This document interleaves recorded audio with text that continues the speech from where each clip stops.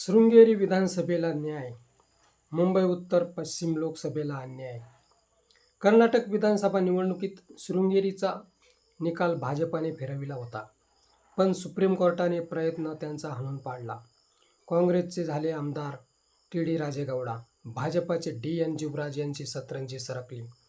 तोच न्याय मुंबई उत्तर पश्चिम लोकसभेला मिळायला हवा. निवडणूक आयोगानेच वायकरांचा गुलाल उधळला होता असे म्हटले तर चूक ठरणार नाही. दोनदा मतमोजणी करूनही कीर्तिकर जिंकले होते. मग तिसऱ्यांदा असा कोणता चमत्कार झाला की वायकरांची सरशी झाली? प्रकरण सुप्रीम कोर्टात गेले आहे, तेथे नक्कीच न्याय होईल. पंतप्रधान दम रोखून म्हणत आहेत, उद्धव ठाकरे माझे शत्रू नाहीत. ते जेव्हा संकटात असतील तेव्हा त्यांना मदत करणारा मी पहिला व्यक्ती असेल.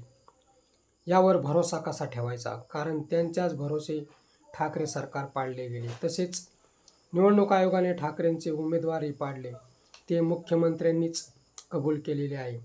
अमोल कीर्तिकरांच्या पराभवामध्ये सर्वांचेच हात बरबटले आहेत. परंतु सुप्रीम कोर्टाने शृंगेरीचा दिलेला निकाल मुंबई उत्तर पश्चिमसाठी तंतोतंत जुळतो आहे. ठाकरेंचा 10वा खासदार व कीर्तिकरांचा गुलाल नक्कीच उधळला जाईल, यात तीळमात्र शंका नाही. निवडणूक आयोगाने आपले डोके खाजवत बसावे. सुप्रीम कोर्ट त्यांच्या टाळक्यात हातोडा नक्कीच मारेल, एवढा भरोसा तरी लोकांनी ठेवायला हवा.